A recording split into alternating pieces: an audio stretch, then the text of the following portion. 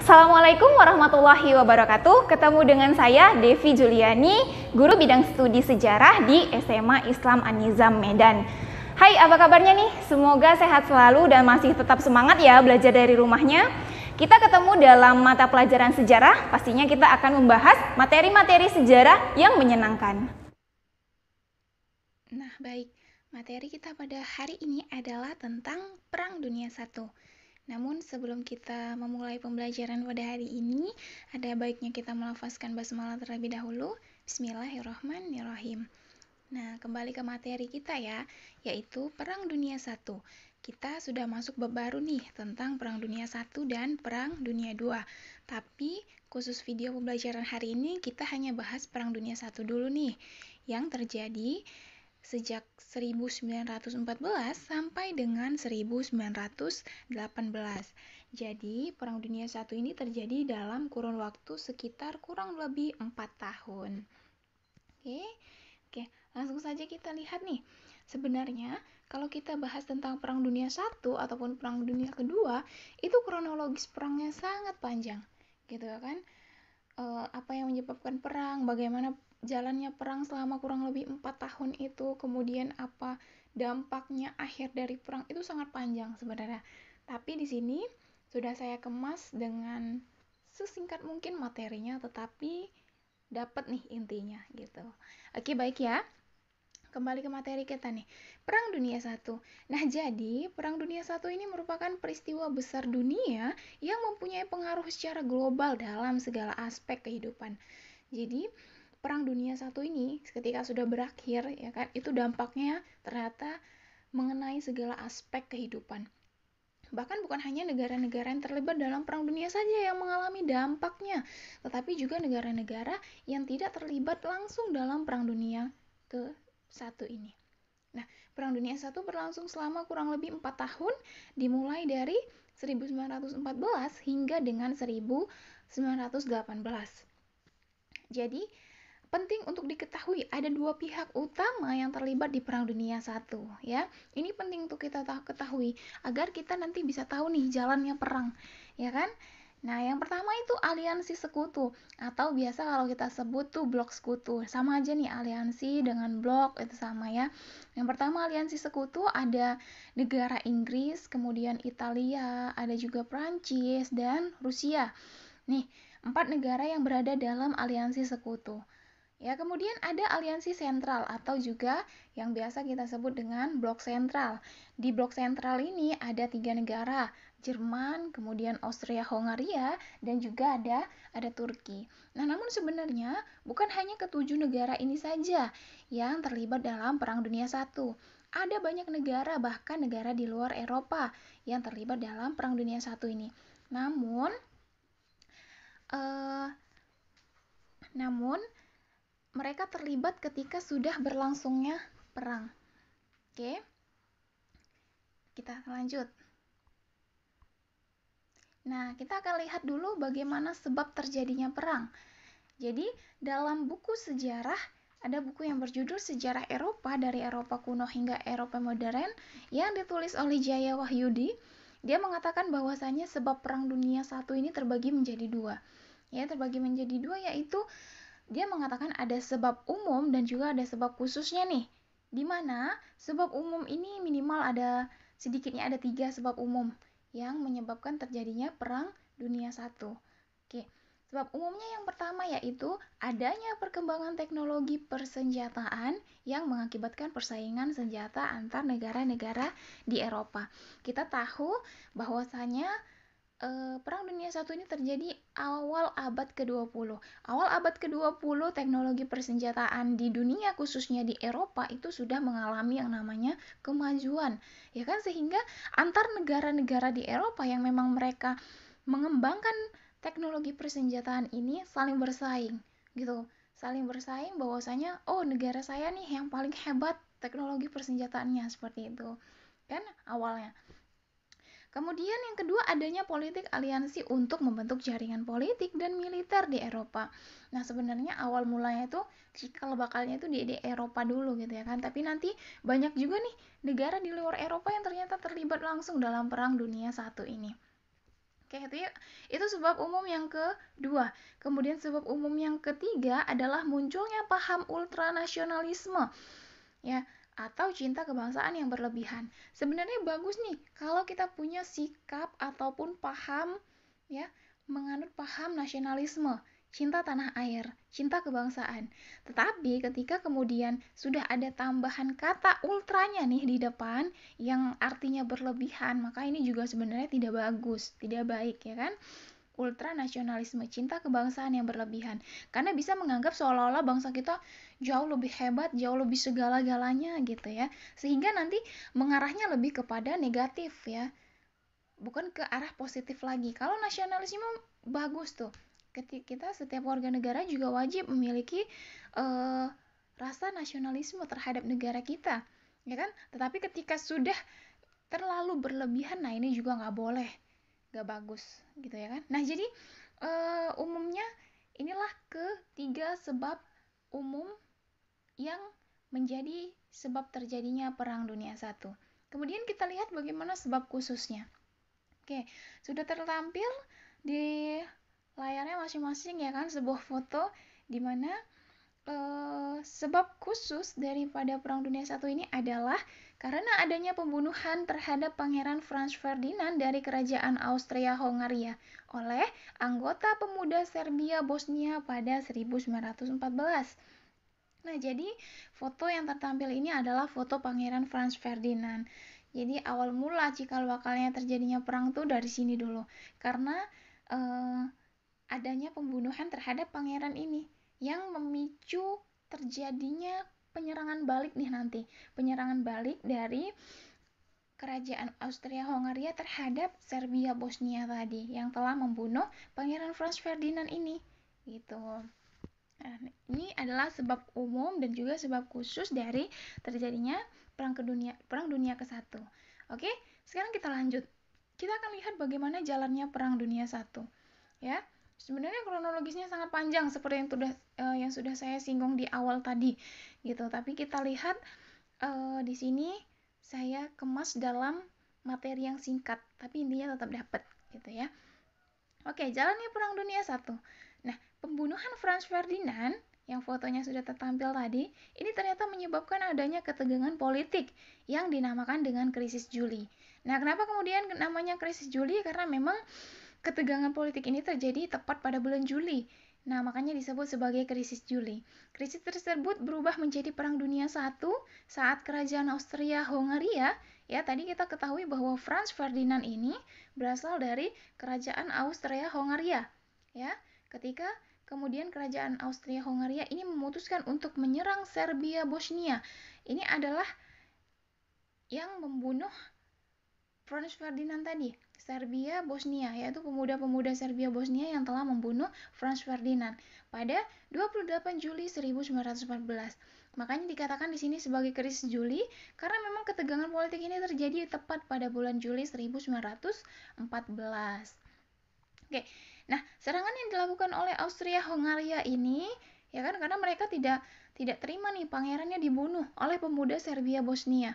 Maka mereka memutuskan untuk menyerang Serbia Bosnia.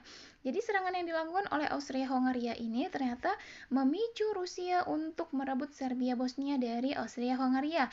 Nah, mulai nih ikut campur Rusia dalam serangan yang dilakukan oleh Austria-Hongaria terhadap Serbia Bosnia. Ternyata Rusia juga ingin merebut Serbia Bosnia. Ketegangan yang terjadi di Eropa Timur ini dimanfaatkan oleh Jerman.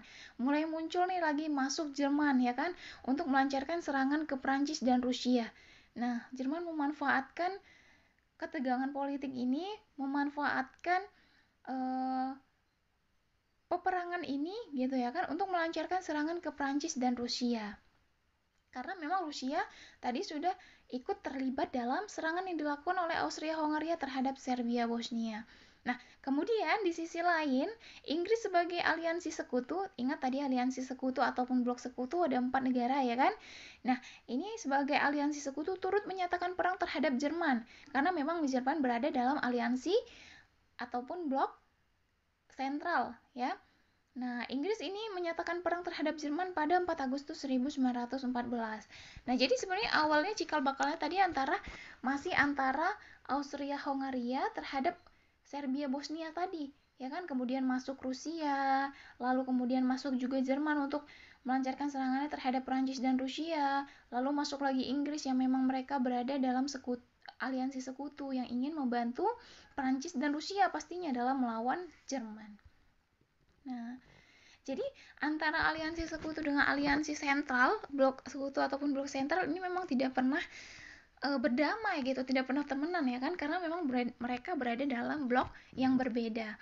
Nah, kemudian dalam buku yang berjudul The Great War 1914 sampai 1918 yang ditulis pada 1998 karya Spencer. Nah, di sini Spencer mengatakan bahwasanya Perang Dunia I juga melibatkan negara-negara di luar Eropa, tidak hanya di Eropa saja. Ya kan? Negara-negara di luar Eropa yang terlibat dalam Perang Dunia I apa saja?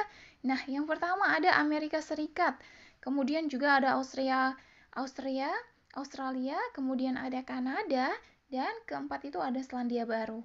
Nah, keempat negara ini turut bergabung dalam aliansi sekutu melawan Jerman.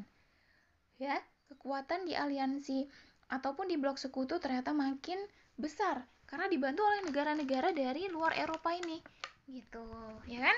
Nah, kemudian di sisi lain nih, Turki Utsmani juga turut terjun dalam Perang Dunia I dengan bergabung bersama aliansi sentral. Nah, keinginan untuk merebut kembali bekas wilayah di kawasan Eropa Timur menjadi alasan utama Turki Utsmani mengikuti Perang Dunia I. Jadi di sini ada alasan karena ingin merebut kembali wilayah yang pernah menjadi bekas pendudukan ataupun bekas wilayah daripada Turki Utsmani ini, khususnya kawasan Eropa Timur. Nah, makanya kemudian Turki Utsmani memutuskan untuk ikut dalam peperangan, ya kan? Oke, kemudian kita lanjut. Nah, ada yang namanya pertempuran blok barat. Nanti juga ada yang namanya pertempuran blok timur. Jadi, pertempuran blok barat ini melibatkan negara Prancis dan Inggris dalam melawan Jerman. Kita tahu bahwasanya Prancis dan Inggris berada dalam satu blok. Mereka temenan nih, Prancis dengan Inggris. Mereka ada di blok sekutu ataupun aliansi sekutu. Ya. Nah, pada tahun 1915 sampai dengan 1917, pertempuran besar terjadi di front barat yang menggunakan teknologi persenjataan dan strategi perang modern pertama kali dalam sejarah manusia. Nah, makanya dikatakan tadi adanya sebab umum daripada terjadinya Perang Dunia I adalah karena persaingan teknologi persenjataan. Nah, jadi di sini dalam perang juga teknologi persenjataan ini digunakan, ya kan, dengan strategi perang modern.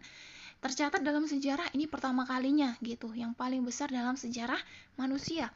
Kemudian tercatat pertempuran mematikan yang terjadi di front barat itu ada 3 pertempuran, ya, dimana yang pertama itu pertempuran Verdun. Pertempuran Verdun ini terjadi pada 1916. Ada juga pertempuran Somme, pertempuran yang terjadi pada 1916 juga. Dan yang terakhir ada Pas Cendaili.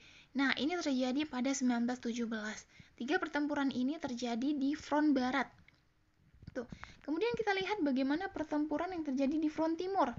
Nah, pertempuran front timur pada Perang Dunia I ini meliputi kawasan Eropa Timur, Eropa Tengah, Laut Baltik, dan Laut Hitam. Kalau kita lihat wilayahnya ataupun kawasannya lebih luas daripada front barat tadi, ya kan?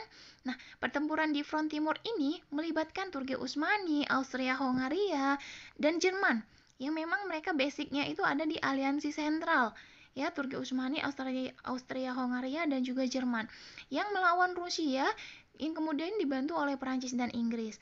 Rusia, Prancis, Inggris ini merupakan negara-negara yang berada dalam aliansi sekutu.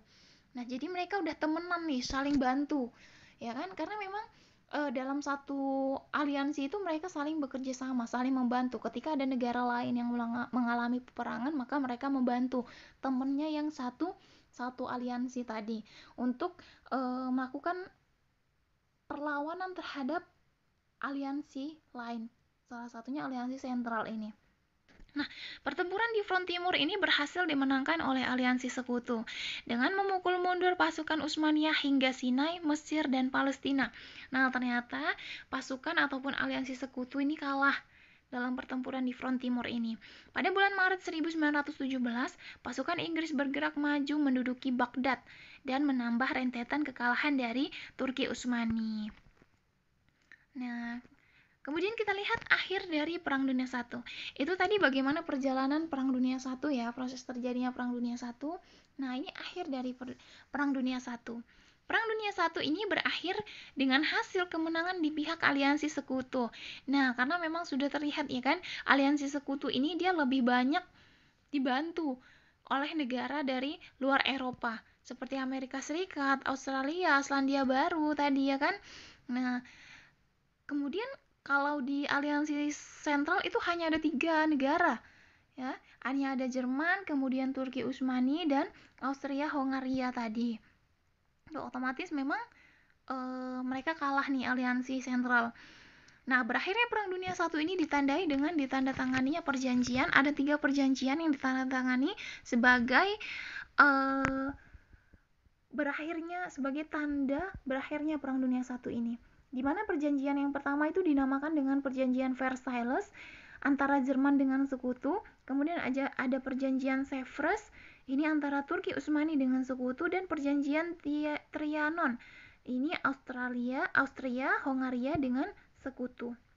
Nah, sebenarnya kalau kita lihat ketiga perjanjian ini adalah perjanjian antara negara-negara yang tergabung dalam aliansi sentral terhadap sekutu. Ya kan, dalam negara yang tergabung dalam aliansi sentral itu adalah Jerman, kemudian Turki Utsmani, dan juga Austria-Hongaria.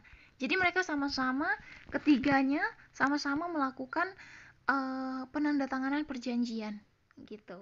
Oke. Nah, setelah kita bahas bagaimana dampak Perang Dunia I, bagaimana jalannya perang, akhirnya Perang Dunia I gitu ya kan. Kita lihat dampak daripada Perang Dunia I nih. Jadi, dari perang yang berlangsung selama kurang lebih 5 tahun ini membuat banyaknya kematian warga sipil. Nah, karena juga kita lihat jangka waktunya ya kan kurang lebih itu 4 tahun, bahkan 4 tahun lebih terjadi nih Perang Dunia I. Nah, lebih dari 4 tahun bahkan sampai mencapai mau 5 tahun. Nah, kemudian negara-negara yang terlibat bukan hanya negara-negara di wilayah Eropa saja, bahkan di luar dari Eropa, Amerika Serikat, Australia, Selandia Baru itu ikut terlibat dalam Perang Dunia I. Otomatis akan ada banyak korban nih. Ya, tercatat ada sekitar 8 juta orang meninggal dunia dan 21 juta orang mengalami luka-luka. Nah, bayangin jumlah yang sangat fantastis ya kan? 8 juta orang meninggal dunia akibat Perang Dunia I ini. Nah, kemudian selain itu di bidang ekonomi, Perang Dunia I membuat negara-negara yang terlibat mengalami kebangkrutan. Nah, kenapa kemudian negara-negara yang terlibat mengalami kebangkrutan? Karena negara yang menang, ya kan? Negara yang menang ini kan tadi ada banyak di aliansi sekutu. Ya, jadi bukan hanya satu negara yang memenangkan Perang Dunia I, tetapi aliansi sekutu. Di situ ada Inggris, Italia, Prancis, kemudian ada Rusia dibantu dengan Amerika, Selandia Baru, Australia gitu ya kan. Nah, negara yang menang ini saling berebut kekuasaan dan menuntut ganti rugi. Nah, menuntut ganti rugi ini biasanya mereka menuntut kepada negara yang kalah ya, termasuk di aliansi sentral tadi, mereka menuntut atas kerugian ataupun jumlah pengeluaran yang mereka keluarkan selama peperangan terjadi. Ini namanya menuntut ganti rugi. Akhirnya keadaan ini membuat krisis ekonomi di tahun 1929, yang kemudian krisis ini dikenal dengan nama krisis Malaysia. Nah, kemudian dampak yang terakhir, karena penderitaan akibat dampak Perang Dunia I ini juga membuat negara-negara menginginkan yang namanya perdamaian di dunia.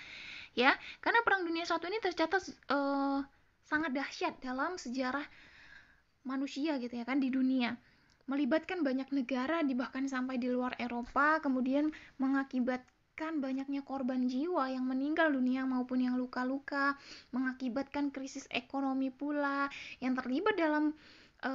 terlibat ataupun yang mengenai dampak daripada Perang Dunia I ini bahkan bukan hanya negara-negara yang terlibat. Secara tidak langsung negara-negara yang tidak terlibat yang memiliki hubungan terhadap negara-negara yang terlibat dalam Perang Dunia I juga mengalami terkena dampaknya, walaupun dampak secara tidak langsung. Gitu ya kan? Otomatis negara-negara lain juga takut bakalan terjadi perang dunia yang selanjutnya, perang dunia kedua, 3, bahkan selanjutnya gitu. Makanya negara-negara ini menginginkan yang namanya perdamaian di dunia. Bagaimana kita negara-negara ini saling damai, nggak ada lagi persaingan, nggak ada lagi peperangan gitu ya kan.